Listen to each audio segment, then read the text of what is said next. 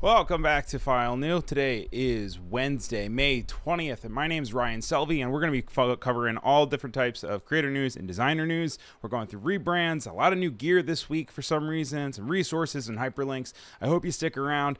Say hello in the chat, or if you're watching the replay, this is the unedited version, and there will be an optimized version later in the week, but love to have you here if you want to check out the unoptimized version. So let's go ahead and hop right on into the news, which is our second segment of the show. So we're actually going to start right off, and we're going to start with rebrand, where we talk about branding. So let's start with rebrand.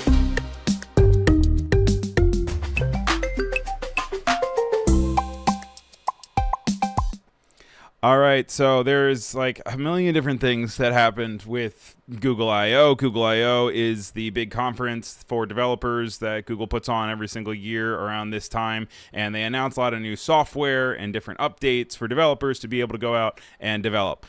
Blah, blah, blah, AI, blah, blah, blah, blah, blah, blah. I'm not going to be talking about that much as the features, as much as I wanted to take a moment to really talk about the aesthetic, and I wanted to talk about how they really approached presenting everything, what they put on their slides, the new kind of approach that they have to their UI and their UX.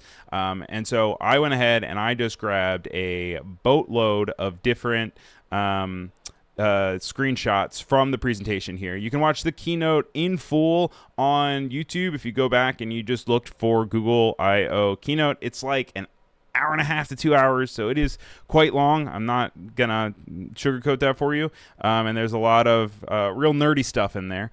But the one thing that is ever present, and it's something that like was a little bit obvious in the beginning parts of when they were even advertising the conference, as they were looking for the different imaging that was going to go for the branding as you were waiting for the stream to start. So you can see here they have icons of these different user applications that we a little talked about, but these were 3D and they were spinning. You can see here with the Android icon that they were actively kind of like moving things around. But then it also had this gradient style approach that kind of reminded me of the different icons that we had talked about in previous episodes. But actually it ended up being this light and dark whites and blacks with just kind of an undertone of gradients for everything. So let me show you what I'm talking about. So here there is, if you see Spark and stuff, that's all the different models that they just recently announced, which is, like I said, I'm not gonna talk about it too much, but like is agentic capabilities of being able to have people do things, and it, you know, being a like thing that you kind of go off and say do this and I'll come back to it later. And the way that they can try to visualize something that is so unphysical, because when you think about it, like all of this stuff doesn't really have any visuals to it. And we've talked about how they're managing to kind of visualize the unvisual. They're going really hard into this idea of these borders with Google colors, which, you know, is the blue, green, yellow, red, which is not the rainbow color, because, you know, you have red, orange, yellow, green, blue, violet. They actually took out indigo. Fun fact. But they don't have it just as rainbow. They have it as these Google colors, which is like these 4 big jumps. And they're using these as they are putting it in their icons. They're putting it around the sides of all of their kind of like imagery. They're sneaking it in onto both white backgrounds and black backgrounds. So if you're looking at this icon and this bubble that they're having, you can see in many different places they are actually just having like white and then it just cuts off, and they're using a shadow to bring that forward. It is this new style that is a little bit flat, a little bit 3D. Not sure if it has a name for it. We'll be getting to that in just a little bit about names for different styles. But it was throughout the entire process. They really leaned on white and black, using colors only as means as hints of colors on the sides, as things that are coming in from the edges or radiating from the edges. We didn't get this big, gigantic color style that you used to see in the early 2010s, where it was like we were getting these really strong screens. We were getting these really strong colors. We were getting cameras that could capture a lot more vibrancy and saturation, and they were really pushing that for a while. Now we are transitioning into this phase where that is the expected, that is the default, but now they're saying, okay, we are leaning on AI to be this thing that is invisible, but you still need to be able to represent it, and it also needs to be something that is very auditory focused and also isn't grounded in any sort of singular imagery that then like is stronger than the thing that they are serving to you. They're using this near field vision focus and bringing things in and out in the same way that, guess what, they're expecting you to wear your glasses soon. They talked a little bit about glasses, and we'll talk about that in just a little bit. But this idea of having everything in white, having these colors off to the side, and I think it looked really pretty. I think it worked well. It definitely added visual interest while staying very minimal and without being too boring. I do love color, so it was kind of like a nice way to be able to highlight it and have them peek out behind stuff. But at the same time, it is a new approach, and I hope we just don't, lose color in its entirety. To that point, I know that we talked a lot about these icons and logos changing in the past, and our friend Tracy, who I don't know if she's in the chat today or not, sent me a screenshot of her own screen because the icons that we talked about in my other reel actually started being rolled out to different people. And she said immediately she's having issue with her favorite screen because, as I was saying before in my other video, it really looks like Slides here is a complementary thing to Meet. It looks like Sheets is complementary to Chat. Docs is complementary to Calendar. And you're losing that differentiation between having different services not feel like they are going with one another, but since they're then put together side by side and they're having visual shapes that are similar, then we still have that issue of, like, at a glance, it's kind of hard to see what is what. And it's interesting to see that to lay out. And she's like, I know you already talked about it, but she said, now it's my reality, and I'm not sure if I'm crazy about it. I'm seeing that Winter is saying, I already wear prescription glasses, don't need Meta ones too. This isn't even Meta. This is Google. So what's up with that?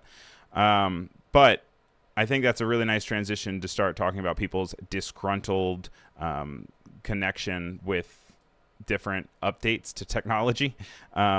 So let's talk about, just really briefly, let's talk about your guys' total freak out over the Spotify logo. So this is, I know, like news from last week, but it's still going on. It's still going strong.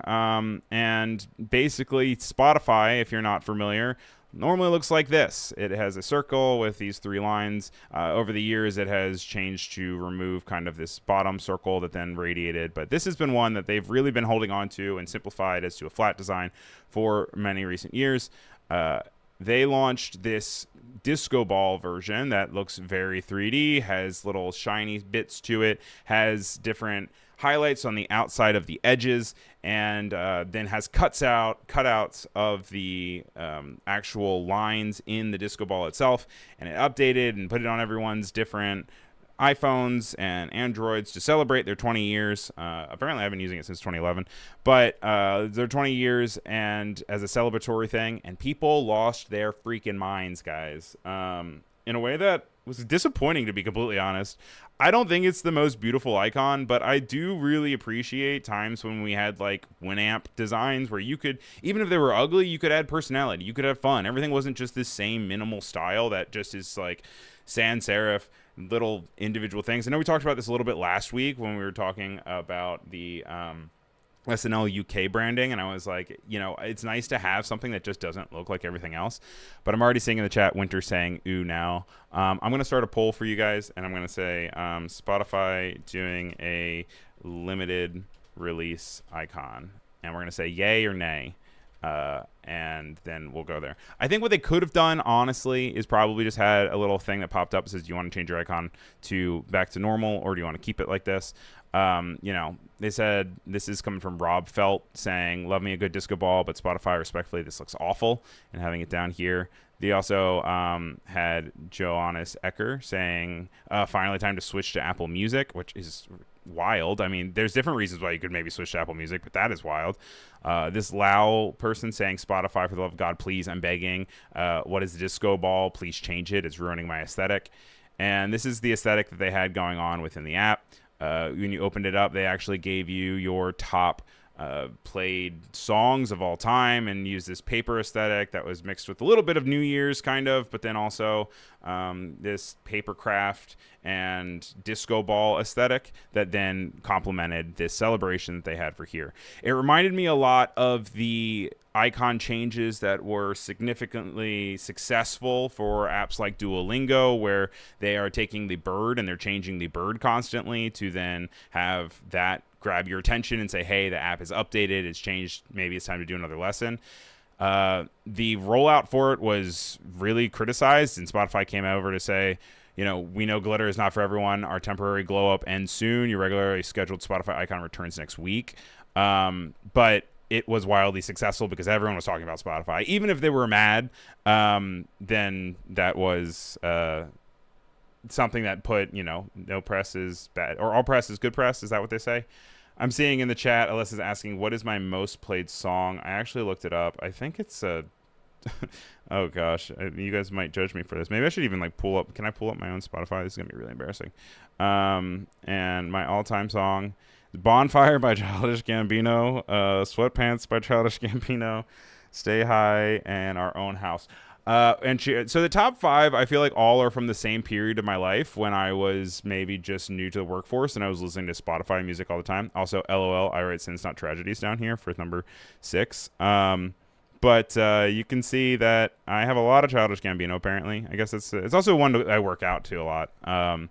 But it is kind of fun to be able to see how many listens you had. I'm not at 100 yet for anything. But yeah, it got people talking since winter. A win is a win. And Oliver says that people take this stuff way over the top. I mean, I looked at it. I thought, LOL, that looks a bit nasty. And I moved on. I didn't post on social about how it was ruining my life. Because, yeah, it didn't ruin your life. All it did was update things. I'm fully here for it. We need to stop taking ourselves so seriously. People need to chill out. And then we need to go here. For this one, I could have sworn we already reported on this, but I saw a bunch of different news outlets talking about this new brand update. And so I went in here and I removed the icons to this fast food joint, and I wanted to see what you guys thought this brand was. And I think I might have even done this when we did this last time. But who do you guys think that this, if you're walking down the street and you see this building, a lot of the buildings now with architecture are very focused on being able to immediately be able to tell what they are. You think of like Pizza Hut or like a McDonald's. What do you think this one is? This light blue and white. What do you think this brand is? Would you be surprised if I told you it was Wendy's? This is being rolled out internationally, and what they're doing is they're focusing on the blue of the bows and the collar of Wendy herself. I think red has really been associated with Wendy's for a very long time. My local Wendy's actually got a new coat of red just recently, so this isn't anything that we're going to be seeing in the US anytime soon. But when you then zoom out and you look at the competitors in the same space, you look at it and everyone is red. Now, red is a very appetizing color. We see it in a lot of branding over the years because it makes you hungry. It gives you the idea of food and warmth and saturation that is present in food that is appetizing. They've done studies where, like, if something is more green or purple, you're not going to want to eat it. But shout out to you, purple ketchup. Then you also have red, which is going to make you more appetizing. You see it in Coke. You see it in all these things. But if you look at all these, we've got Chick-fil-A, Five Guys, McDonald's, Burger King, and KFC all using red. And when you're going down the street, red isn't necessarily going to be the one that you're going to automatically associate with.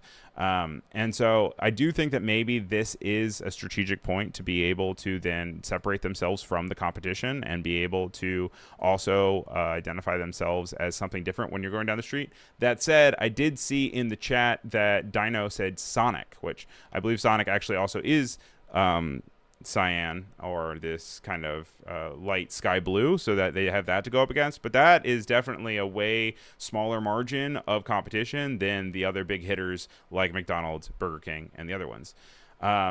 Charlene saying the contrasted blue is a standout and it's great social media account. Yes, Wendy's really revolutionized the idea of the social media account. Then everyone copied it and kind of became cringe. But I do know that Wendy's has really fought to stay alive. I'm seeing that someone says, Clever says, no one needs Wendy's anymore. And Alyssa is saying, I wish Wendy's would go back to the neon yellow and red look from the 90s. That was elite branding. 6x9's mentioning that meat is red, so that's why you have red meat. And I'm seeing a lot of call outs for maybe some ketchup and some purple food to come back. Winter said they were noticeably disappointed in Wendy's SpongeBob meal. After that, they were out. So, yeah, end it. There you go. We're going to have a boycott led by Winter just to go from there. All right, I'm going to go over here. I'm going to end this Spotify poll. We ended our Spotify poll here. We said, is Spotify doing a limited release icon a yay issue or a nay issue? And you guys voted with just a slim majority that it was yay. So that was 53% yay, 47% nay. Let's move on to this Wendy's one. And as we move on to our next story, you guys can then vote on this poll. I'm going to say Wendy's using blue in their brand. They're using blue as their primary branding color. We're going to say yay or nay.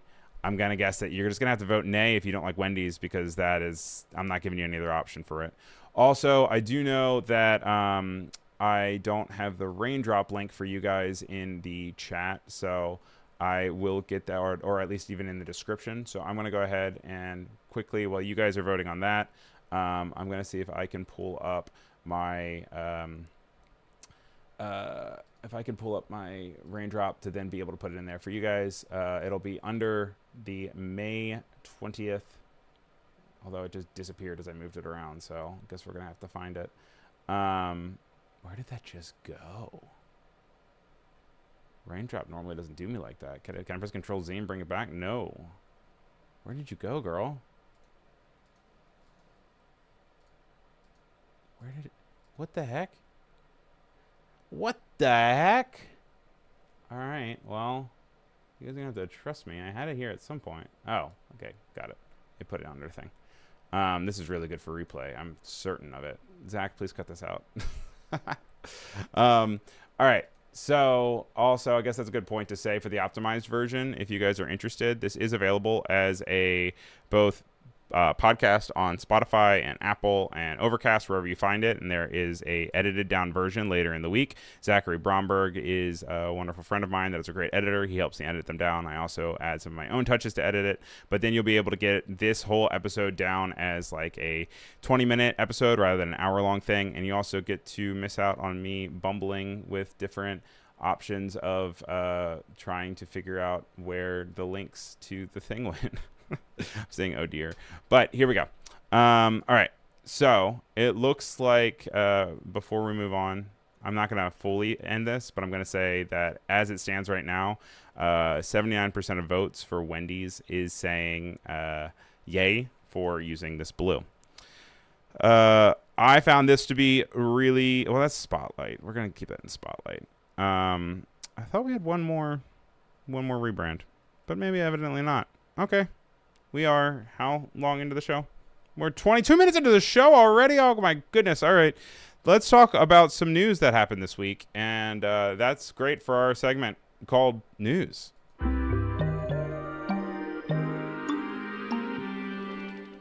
I told you we had a lot of gear stuff this week, and I want to buy all of it. I haven't bought any of it yet, but this one is coming to us from the unexpected XP Labs, or XP Pen. Is that what it's called? What's it called? XP Pen? XP Pen? Yeah, XP Pen. They normally make tablets and different drawing devices, but this is the XP Pen Pilot Pro. Did I say that right? Yeah, XP Pen Pilot Pro. It's this mouse-looking thing, and it is a video editing tool. It is a drawing tool. It's for beginners and for pros, they say.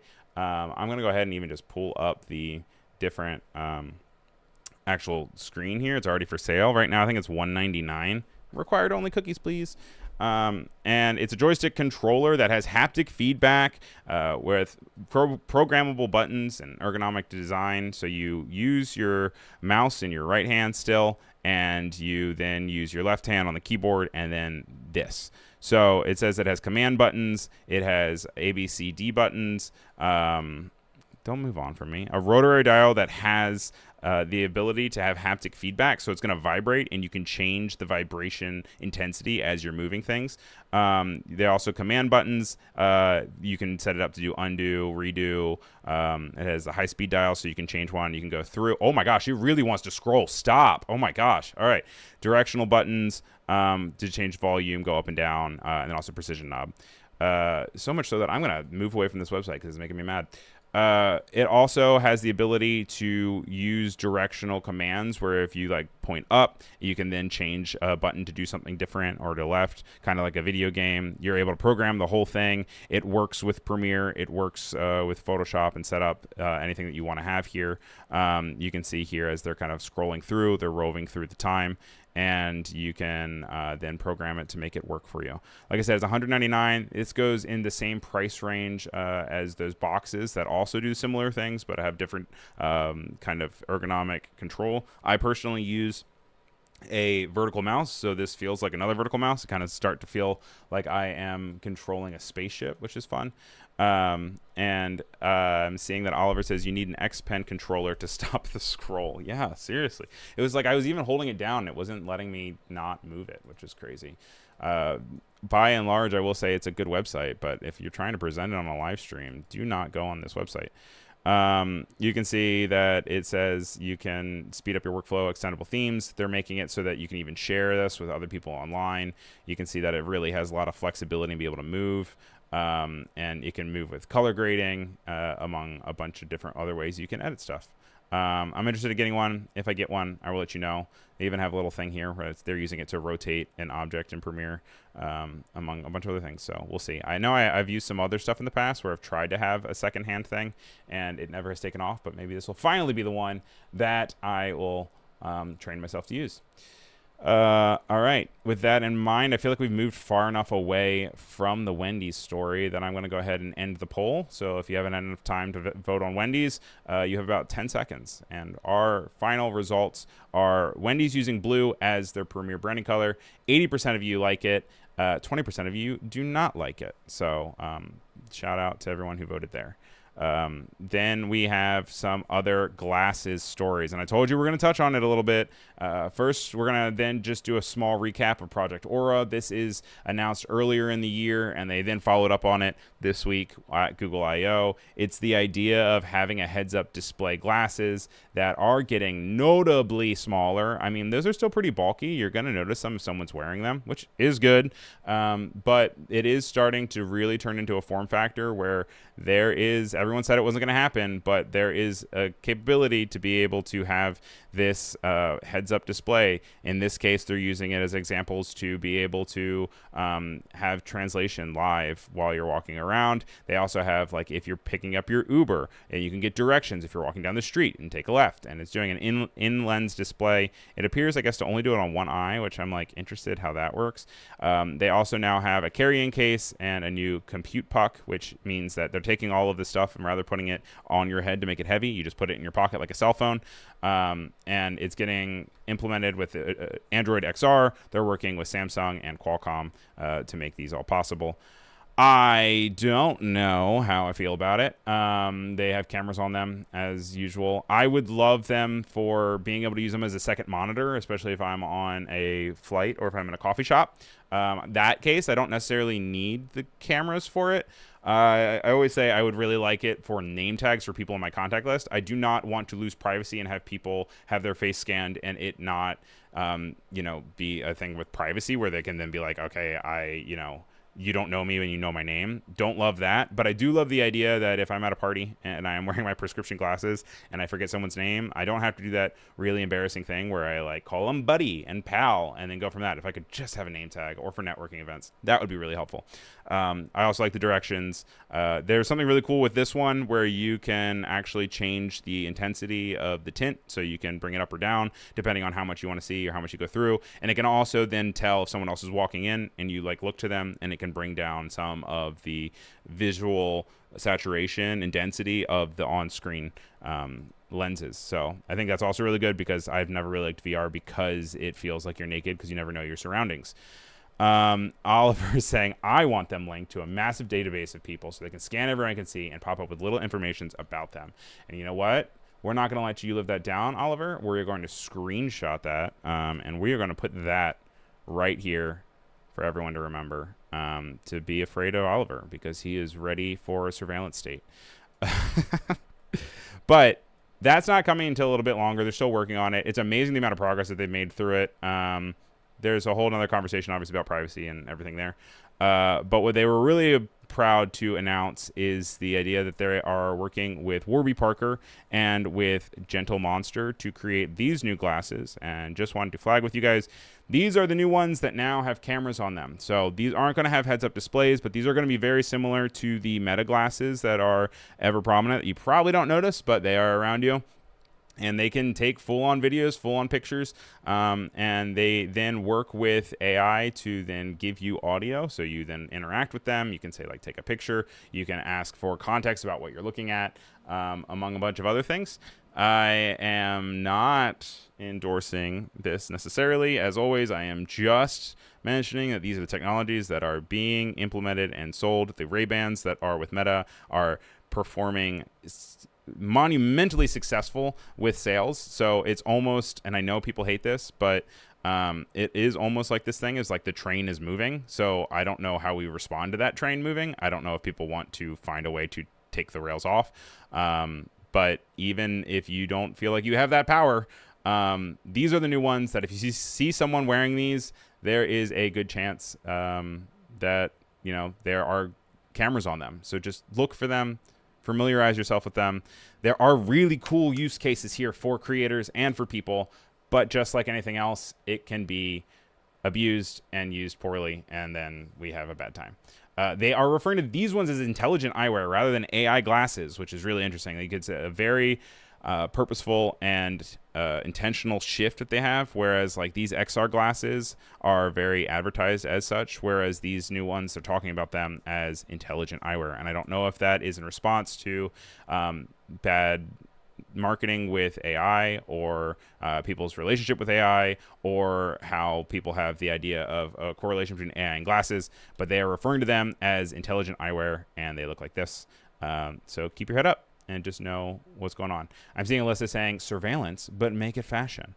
I'm seeing Clever saying I'll be pasting eyeball stickers all over myself for funsies. Yeah, I think that works. And Winter says that she's already over these glasses already.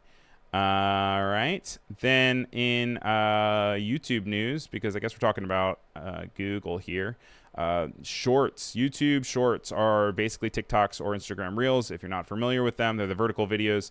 And these are now up to 2 billion hours of shorts are being watched on TV each month, which doesn't really make sense because they are vertical videos. And the Living Room says that it's become a major target for YouTube overall. U.S. viewers alone are watching over 200 million hours of YouTube content every day. 200 million hours of YouTube content every day. And it says YouTube shows shorts in search results from users watching on TV. So they might not even be searching out to get search for shorts, but they might end up on them, and people are clicking on them. Recently, Google TV is implementing a short videos for you row on the Google TV feed. It is something that is already present on the Apple TV. As I am on the homepage and I'm scrolling down, I normally see side-by-side scroll of different shorts, and they have now updated the viewing experience to show comments besides the video to then work with the idea of having a more widescreen experience. They also are noting on this wonderful reporting by Amanda Silberling for TechCrunch that viewers watched over 700 million hours of podcasts each month on living room devices in 2025, and that's up from 400 million per month in 2024. So that's almost double in just a year. So it is all becoming way more of a thing to have YouTube on your TV. If you're watching me on TV, hey there, good to see you. Nice living room. And thank you for watching my content and everything that I have. You can follow me on YouTube at Ryan Selvey. All right, some more gear news because I told you we had a lot of gear. This is a huge update from Insta360. Insta360 announced these new Mic Pro set. They come in a different collection of ways that you can buy it, all the way from $99, which is just for a transmitter and just the thing itself, or you can get the charging case with the different receiver, among a bunch of others. You're wondering why you would just get the transmitter? Well, that's because apparently they are now also in the Insta360 ecosystem. So if you have a Insta360 camera, then you can just use it and it will automatically sync with it. You don't have to have the thing that then connects to your phone or connects to your camera. They are huge, though, I will say. This is really big, so I mean, just like look at your hands and see how big this mic case is. And then also, if you see it on the models here, one of the things that they're really touting is having a e-ink device on the front of it. So it's not just a logo, it's not just a black circle. You can actually change it with e-ink in the app to then be able to have like your logo for your show or something pop up while you're using the microphones. It has 32-bit float recording. It can record straight to the device. So if you lose connection with whatever you're recording on, then you can also use that. It has time code support so that you can then easily sync it up to your videos.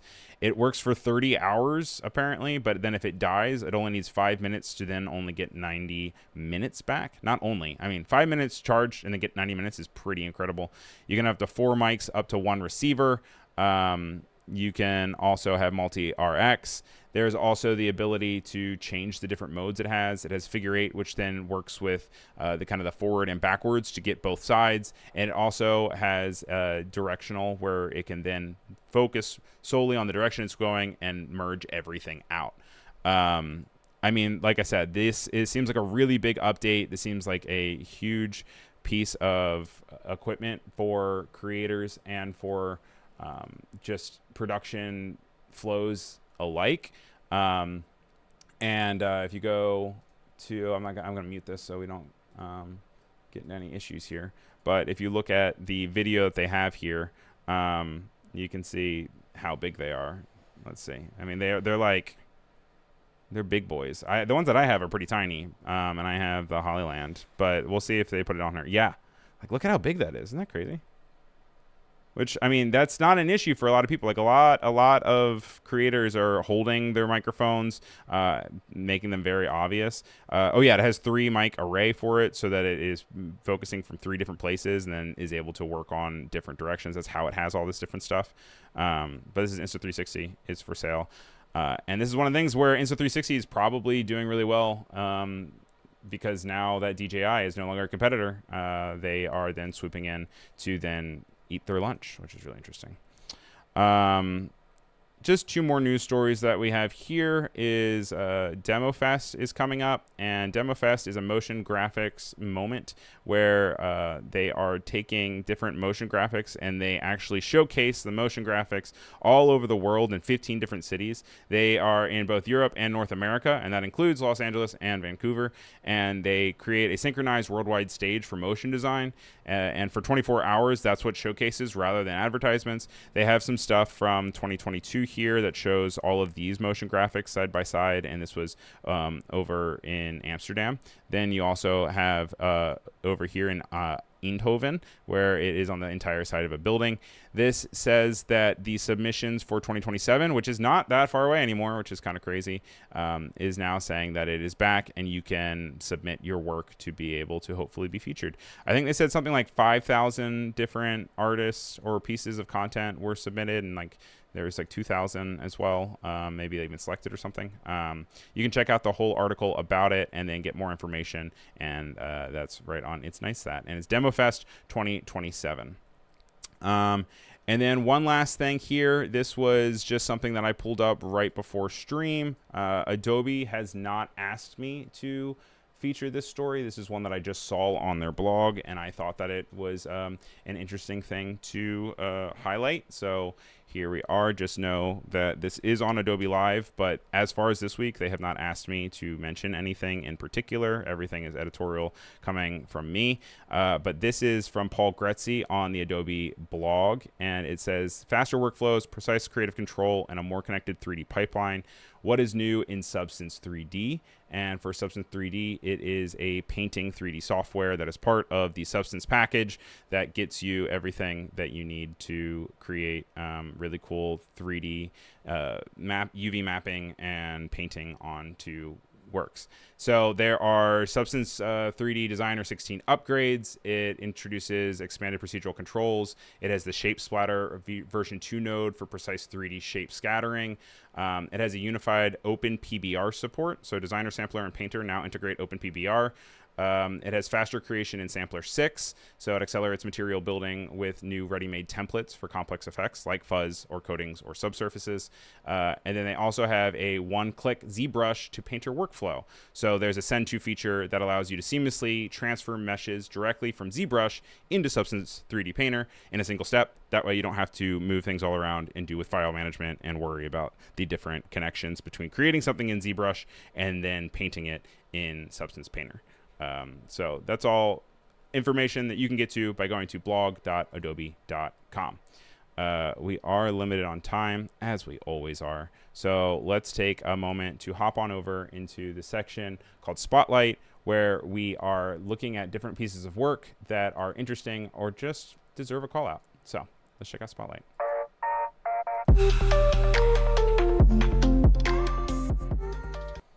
Adam Savage was from Mythbusters, right? I think that's what it was.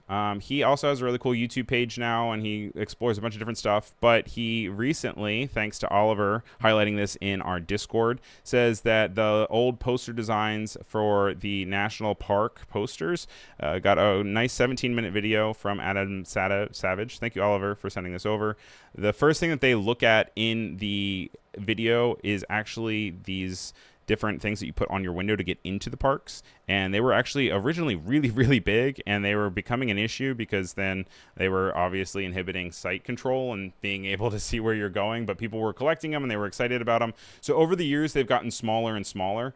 As a byproduct of that, there used to be a bunch of like safety information on the back of them that you would see on the other side of your windshield as it was up, but as they got smaller, that went farther and farther away.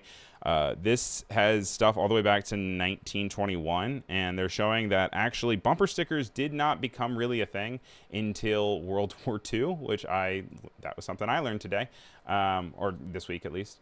And basically it was saying that they were using glue and other methods to then be able to adhere the actual things onto their windshield. So you can see here there is like a spot where someone obviously put glue or tape or something, not tape but glue, and then later ripped it off after 1925.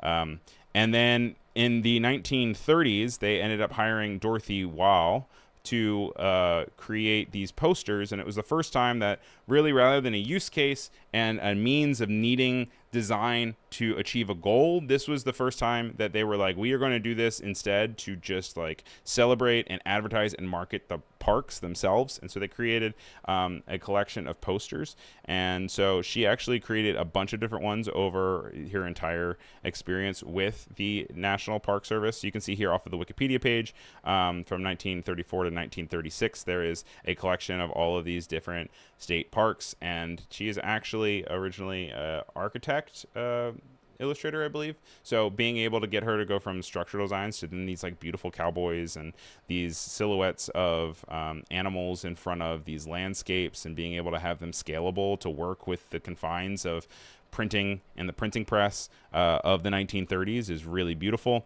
If you watch the video, they look through a bunch of different stuff, so I'd suggest you check it out. They go into the detail of how these were made and how they made an impact, and then also how they're preserving them and where they find them now. They actually have some where the posters, you can see, have been repurposed to the inside of like journals and notebooks and sketchbooks that then they were like, wait a second, this is coming from this poster.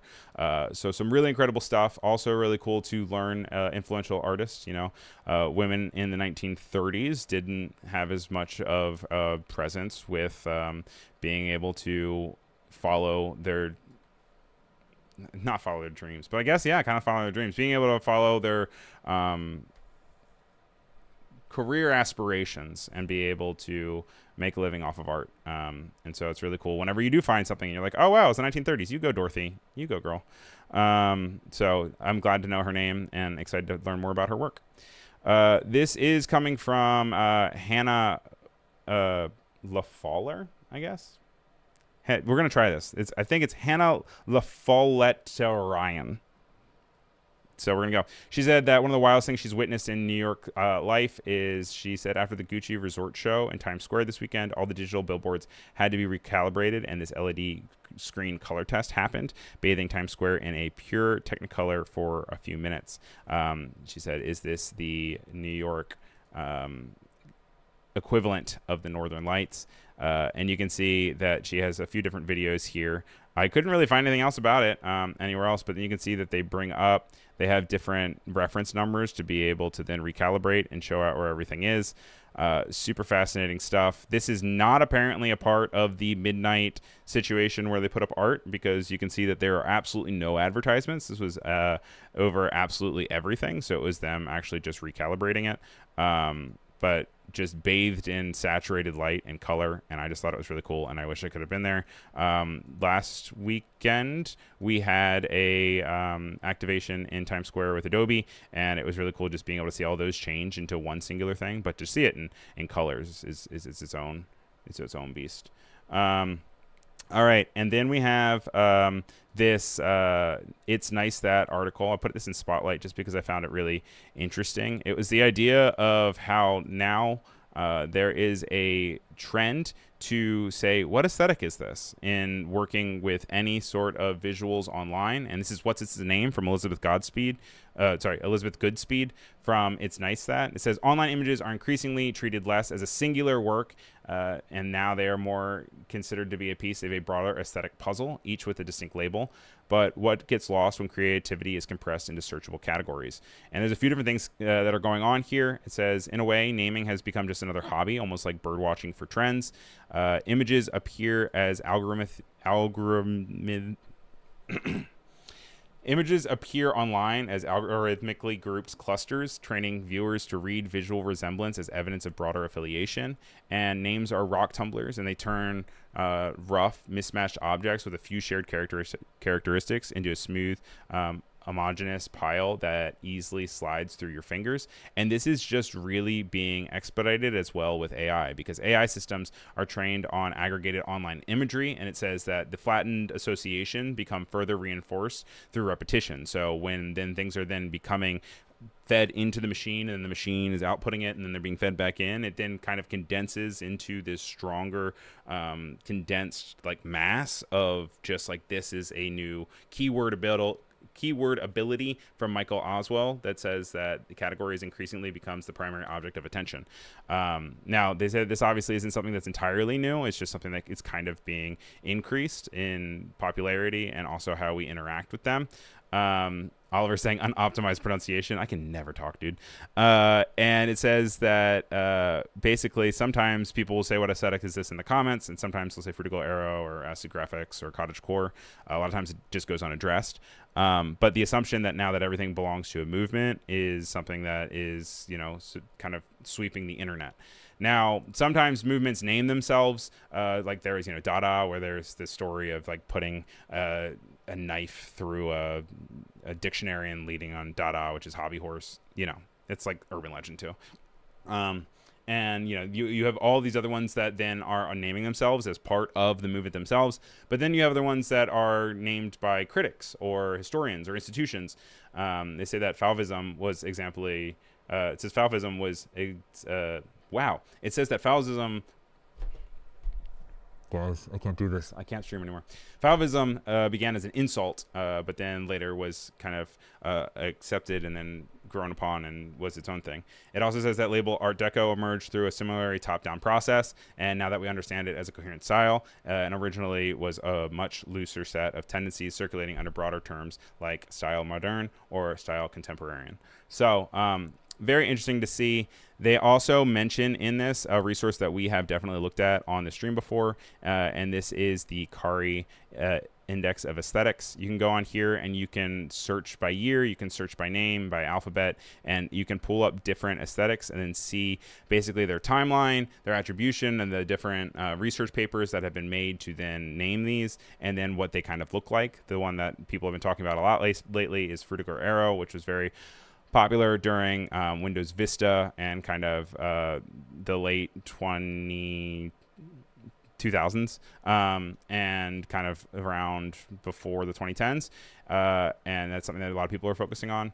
Now, all this is to say, like, there is the TikTokification of being able to quickly sort things and move things on. These are focused on different research papers, and they are things that have a lot of research behind them. But now it's also kind of getting to a point where the internet moves faster than any research paper sometimes can often keep up with. And so you get these new names that are kind of universally understood and even fed into AI systems or into different publications, and they haven't necessarily been vetted and kind of academically associated. They just become culturally associated, which is also part of its own thing, because even before any of these research papers, like, you know, Dadaism was, I feel like, part of just something that happened without research papers. So what's it to say? And I find it very interesting. And it's something that's constantly changing, and we'll just see what goes from there.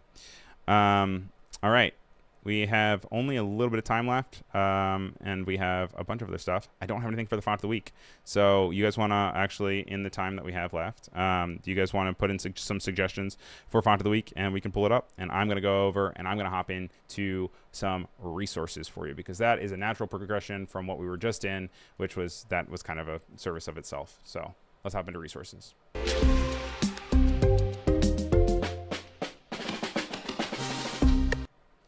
This is from Flowing Data. It is Defense Against Dishonest Charts. It says charts are a window into the world. When done right, we gain an understanding of who we are, where we are, and how we can become better versions of ourselves. However, when done wrong, in the absence of truth, charts can be harmful. This is a guide to protect ourselves and to preserve what is good about turning data into visual things. We start with chart anatomy, then look at how small changes can shift a point of view. This takes up to misleading chart varieties, and we finish with reading data and next steps. So this is linked in the raindrop, as I was mentioning, and you guys will be able to see it in the description.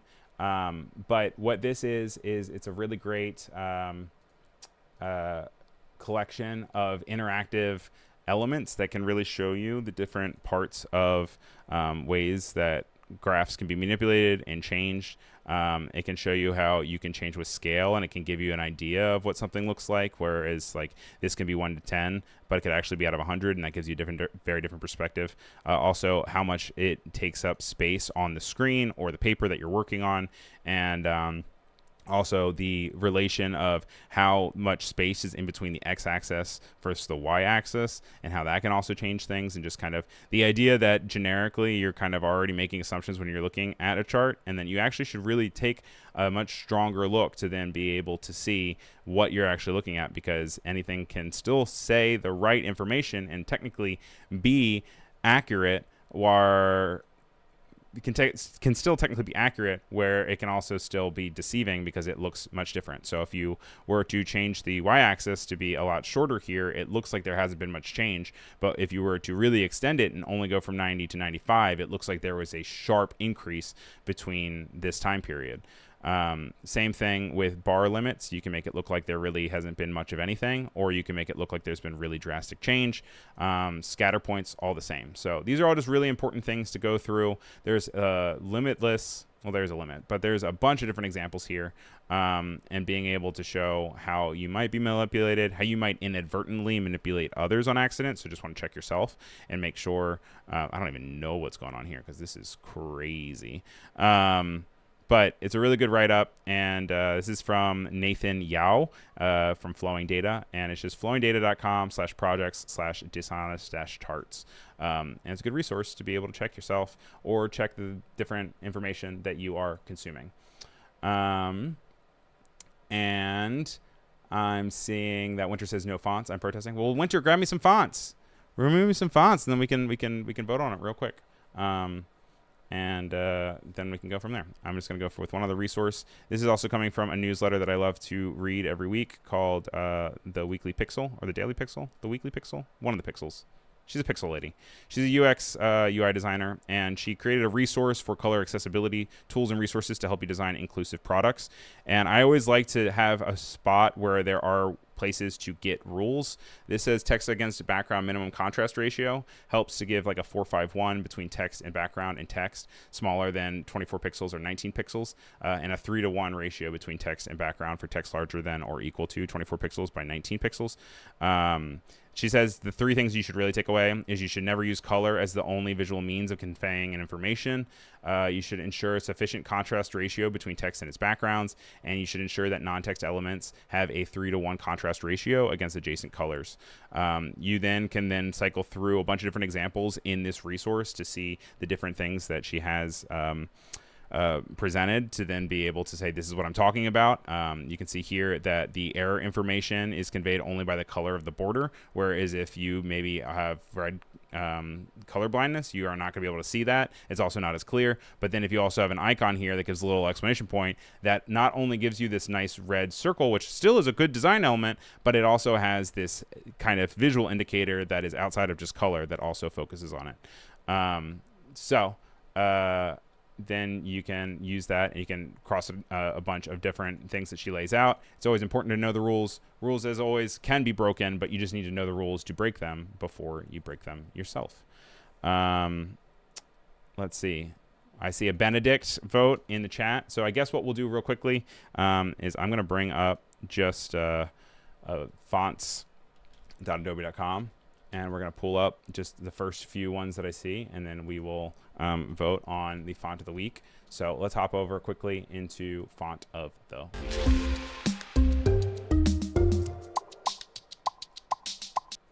So the first one that I'm seeing is Benedict, but I don't see it here on our Adobe fonts. And we like to do Adobe fonts just because then if people have a subscription and they're able to get it, I don't see any Benedicts. So there's that. Noka, I'm saying, is a suggestion from Oliver. So let's look at Noka real quick. And we'll see if we've done Noka before or not. We have not done Noka, I don't believe. So we're going to add this to our font of the week. This is going to be our first one. And if we only get like 2 or whatever, then we can go. We're also going to go to Brittany. Is that what you said? Brittany? No? You just said Brittany. You don't want me to call you Winter? You want me to call you Brittany? Or are you just saying that?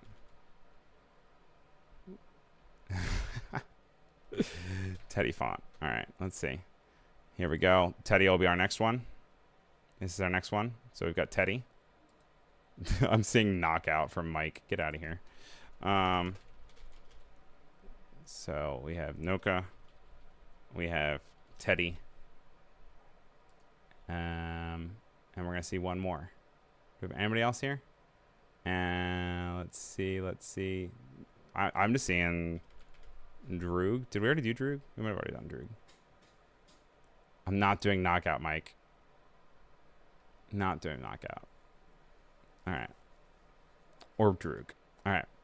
Droog is our last one. You know what? Fine. If you want to have knockout, if you think people are going to vote for knockout, we've got knockout. So we have Droog, which is designed by Ryan Hughes on Device Fonts. It says that it is a decorative font that it can be used in headlines, can be used obviously here with different album artwork. It is something that you are not going to use as a body copy. It only comes in one weight on Adobe fonts, and that is heavy. It uses circles to break up the area, and it is from Device Fonts. We then have Teddy, which is from Minju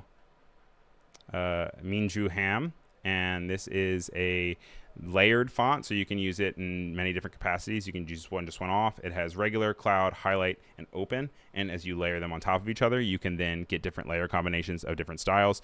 I particularly like it when you do like regular with just the highlight, because then it doesn't add too much visual distraction. It says that it is a warm retro-inspired script family designed for customization, built on stackable layering system. It allows you to mix and match 4 distinct styles to create instant 3D depth. And then we have Noka, which is a sans serif font, very round, but also has some really strong straight edges, coming us from Daniel Sabino from Backlash. It comes in 6 different weights, and it is a powerful geometric sans serif with a lot of personality. Its clean structure refers to more digital and technological atmospheres. Letters F, T, L are narrower than usual to create a distinct feeling, with diagonal strokes of letters V and W and A are parallel.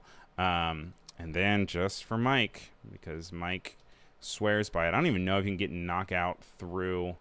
Yeah, you can't even get it through here. So here you go. Knockout font. And this is a very, very popular sans serif, narrow, condensed font that has been used over the years many times. I just feel like it is such a home name that it's like us putting Helvetica on here. But you know what? Maybe it'll be part. I'm also seeing in the chat that droog means dry in Dutch. So we have like no time left, so I'm gonna just do one hyperlink, and then I will call the winner. We can do both hyperlinks. We're gonna speed run this baby, because right up after this we have CA and LA. So real quick, hyperlink.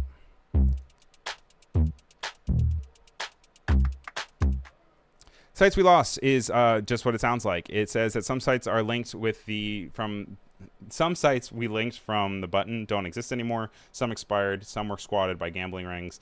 Some got ad injected on top of that, what they were. So they archived what they could and were possible, and hosting the sites right on this. This is all coming to us from the creators that have a more explorable web, where you can go and you can check out different websites that kind of just have singular meaning and kind of fun different experiences. Their website is called The Useless Web. I'm sure we probably actually even talked about it before. And you go through and you just go to a useless website, and then it brings you to a fun one. So they are preserving some famous ones like Welcome to Zombocom or Leakspin. And then finally, just a little creative tour for you is NoomaLooma, and this is creative prompts that come to you every day for completely free, no in-app purchases from what I could see. This really cool website that they have to then experiment it, gives you an idea. They have all these different faces. It says that it is scientifically good for your brain to make things every day. So trade scrolling for 3 minutes of creative play. No likes, no algo, no pressure, just something genuinely yours. It's available for iPhone, and you can just check it out as NoomaLooma. I like the branding for it. I like the color. I like the kinetic branding and motion design that they have for it, and I'm going to be trying it out, and I'll let you guys know what I think. So with that puts us at time, and so we are going to go ahead and we are going to declare a Font of the Week winner.